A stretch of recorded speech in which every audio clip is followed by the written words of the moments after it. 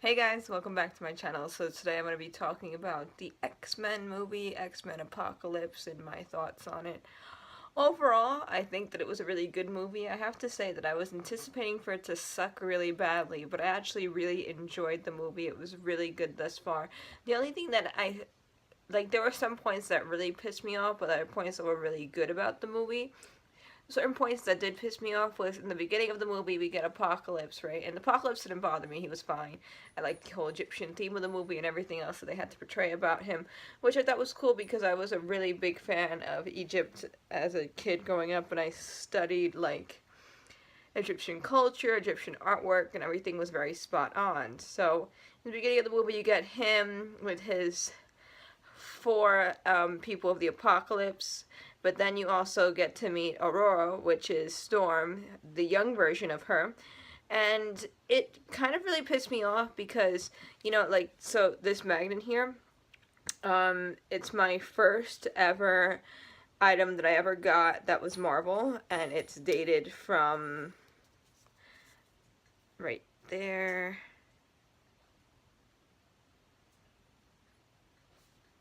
There we go.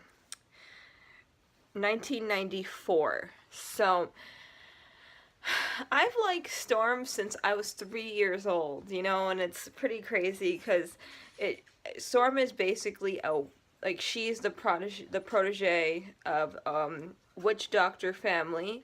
She was born in Kenya, and she was an airline to Kenyan, if I'm pronouncing it right, I'm sorry if I'm butchering it, the people of Kenya. She was their princess because she was like a descendant of their, what's it called? Their witch doctors and priestesses and sorcerers and stuff. That's why Storm has her elemental abilities, because her powers were more enhanced by one of the witch doctors in her tribe. Then she later on moves to Harlem in some comic books, or to Egypt in other comic books. But that only happens after she was married. And in most versions she's married to Black Panther. So, she's really young, so she wasn't married to Black Panther yet, and he just got introduced in the Avengers, no, hear me, Avengers, in Captain America's Civil War. So it's like, okay, we all know that they're not going to be together anytime soon because Marvel still has to get their rights back to X-Men. But I do have to say that I really do like what X-Men's cast looks like. I feel like they're giving, what's her name, Mystique, more of a role just because she's J-Law. I do like Mystique's character and what they're going with so far. I just don't think that it was the same as, what they had beforehand. Like, her ideas and everything. She was a bad guy. Like, now they're making her not into a bad guy. But I get it. I understand why. And it works for the movies. It does. Also, I have to say this one, that Magneto has to be my all-time favorite villain. Because he is just so fucked up, man. Like, his head and everything. Like, in the movie, so we're gonna get some spoilers, so guys, don't watch if you don't want spoilers or anything. But in the movie, it's kind of like him repenting for a time period, and he's like off in another area. Like, I forgot where we were, because in this movie we traveled all around the world, so please forgive me, but I think he was in Poland. Yeah, he was in Poland, and he had a wife and he had a daughter, and then he was in a factory working, and nobody knew he was Magneto. And then something was going to fall on somebody, and he used his powers. And then the people came the next day and went to basically take his daughter for exchange for him. He's like, alright, I'll go, just don't hurt my family. And then the daughter freaks out, and then you find out that his daughter's a mutant. Now, I don't remember this particular daughter. Her name was Nina. I don't remember her. I remember Wanda, Quicksilver, and I forgot the other girl's name, the one with the green kind of telekinetic power that she had, but she's a little crazy and she travels different dimensions. Those are the three that I know of as being Magneto's kids. But then again, Magneto is like the Zeus of the X-Men universe, so he has kids all over the place, so who knows, you know, like, they'll just be everywhere. Oh, you're a kid of Magneto? Me too! Wow, it's so nice to meet you, Magneto. Ensuring the mutant race. like, this guy, you know, he didn't even know that Quicksilver was his son, and the whole, like, Quicksilver coming into the movie and everything was him trying to, like, find his dad and rekindle with his dad and stuff, which I thought was really cool. And honestly, Evan Peters, like, just stole the movie. Like, first of all, I love Evan Peters for his roles that he plays in American Horror Story. I loved him as Tate. Tate's, like, my favorite character that he played of all time. And now Mr. March. I like Mr. March in Hotel. He was really cool. I didn't really like Circus that much. I don't know. I just thought it was more gross than, like, horror. But anyway, back to him as Quicksilver, because he brings that really funny, comical thing. What happens is, so basically,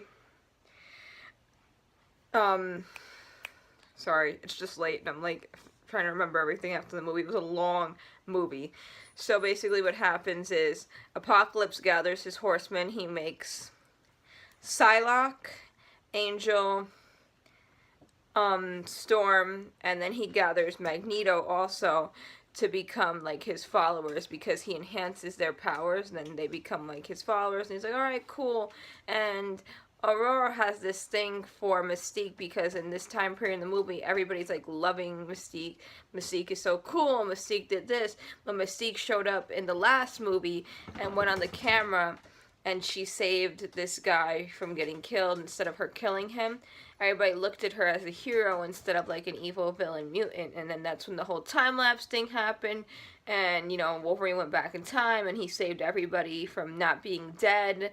Like how they killed them off in the third movie. They also made a dig at that, too, because... So, Jean, Scott, Nightcrawler, and Jubilee... They finally put Jubilee in a movie, and Jubilee doesn't even show her powers. This shit got me so mad. I'm like, oh, look, there's Jubilee. There she is. She's right there. What are you doing, bitch? Like, come on, bitch. You were supposed to fight too, and she just did not do that, and I was annoyed. But Nightcrawler was really cool. Pothole was... Nightcrawler is supposed to be Mystique's son. With Azazel, right? So, at first I'm like, okay, well, you know what? Mystique has that featured thing that happens with her, so no matter how old she gets, she doesn't age as long as everybody else does and, like, look it. But then it's like nobody's really aged in this movie. Supposedly, it's been, like, 10 years has passed from when Magneto attacked the government to this time setting, because now we're in the 80s in this time setting, but still, it's still not enough time for Mystique to have had a son with Azazel, and for him to be a teenager at this point. And then at some point in the movie, Mystique is talking to the kids. She's like, you know, when they're gonna go save Charles and stuff, I'm not gonna spoil, like, all that, but they're gonna go save Charles, and they're in the van. Blah, sorry. They're not in the van, they're in the helicopter plane thing about Bob, and she's like, I was in your shoes when I was your age. Were you scared, Mystique? No, I was fine. I was just scared of my first training time. Oh, well, where's the rest of your people? They're all dead. But we used to call ourselves the X-Men. By the way, Havoc dies in this movie, just so you guys know. I was kind of annoyed. I was like, really? Havoc? Come on. I didn't like the kid who played Scott. I feel like, I just didn't like his face, though. That's a personal problem for me. I just could not stand his face. I didn't really like Jean's face either. But, you know, they're kids, so whatever. I liked Aurora's girl, though. I thought she was pretty cool. And Psylocke's costume was pretty spot on, but I feel like she should have had a bigger role. I feel like a lot of the characters could have had bigger roles, but I really think that they utilized Nightcrawler really good in this movie, which I'm really happy about, because Nightcrawler's one of my favorite characters, and he had his comedic thing that he does, and he was like, hey, I'm Nightcrawler, but you can call me Kurt Wagner, and I'm like, yes! I was dying clapping like in the movie the whole time because it was really really cool, really really funny. And then of course we had our Wolverine skit. So basically, I forgot if it's X2. Yes, I think it's X2. X2 whenever Wolverine goes back to find Stryker and everything, it kind of shows a glimpse of him, like, that origin path and the X-Men and him, like, colliding because Jean, like, gives him part of his mind power back. Also, they hint in this movie about Jean not being able to control her powers. Toward the end of the movie, we do get to see the Phoenix, which I thought was cool, opposed to, like, the original X-Men movies, where it was kind of about suppressing her powers until her powers got unleashed. In this one, they actually allowed her to unleash her powers as a young-aged person, which I thought was really cool. I liked that they had Beast character back, and like Beast was really cool, and he was actually fighting, and I thought that was awesome. He had this little suppressor pill to suppress his powers, but he was back to being Beast, you know, when it came down to the real fight. And it was a funny moment when a few of them got captured, and and Quicksilver's like, whoa, is that gonna happen to all of us? Because the pills that he was taking to keep himself looking like a normal human were back inside of the school, and the school was exploded, so there was nothing much that he could do at that point but remain blue. But it was good, you know. I thought it was an overall good movie. Another pointer that I have to say is in the beginning of the movie, if you guys pay attention to detail, you'll see that there are cards, like, in the beginning part, and I'm just like, Channing Tatum, you fucked up, bro. You really did, because I really think that this was going to be a good one. I think that a lot of people are going to go watch it because it's X-Men, you know? Come on. X-Men, for me, is like my childhood. Like, I love X-Men characters. I feel like Storm was one of my big powerhouse characters as a kid, like, because there weren't a lot of female characters that really stood out there back then, and she really is one of them. I mean, and she even showed it in the movie, too. Oh, okay, Penna. That's my dog. Like, she kind of goes bad a little bit, but it wasn't really bad. She was kind of just listening to Apocalypse. Apocalypse had a little bit of a grip on them. And then, you know, naturally, with Magneto's family being killed, they bring him back to the whole him and the Holocaust, and his mom, and killing his family, and then he killed his family again, and then they showed a bromance between him and Charles, and I was like, okay, we're having that Charles and Eric moment, where it's like, okay, Professor X, Magneto, they're having a bromance again, it's bromance time, we're here again, yay! It was good, though. I liked the bromance. I was like, it's not going to be an X-Men movie with the two of them in it without their little bromance session. It's like, Magneto, Charles, Magneto, you can change. But I don't want to, Charles.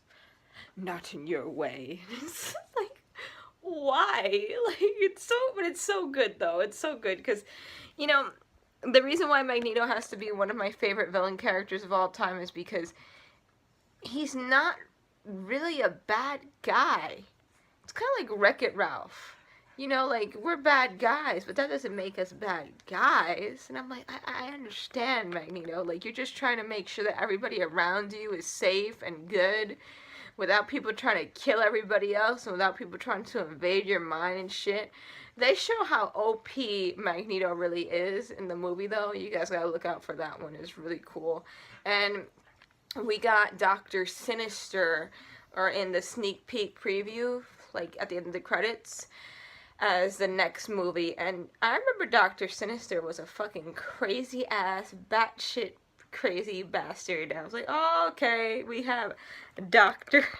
Mr. Sinister. And I was like, you know what? Wouldn't it be cool to see Mr. Sinister and Doctor Strange, like, duke it out? Because there's a lot of similarities in powers there, but, like, his powers just, like, are through the roof, which kind of like gets me annoyed about the OP-ness of Mr. Sinister.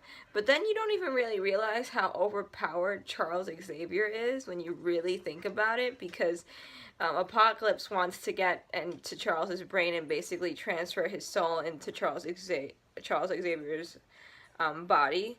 And this is kind of like, this is also like an Egyptian thing too, because this kind of happened in The Mummy. If you guys remember, like the mummy has to kill somebody else to kind of take over their body, and then he's in flesh again, like some shit like that. And there was a lot of moments that they quote the older X-Men movie, like, what did he say? Magneto looks at Charles at the end and he's like, "What will you do, Charles? Does it ever wake you up at night? What? Does it ever wake you up at night thinking about them coming for you and your students in this school?"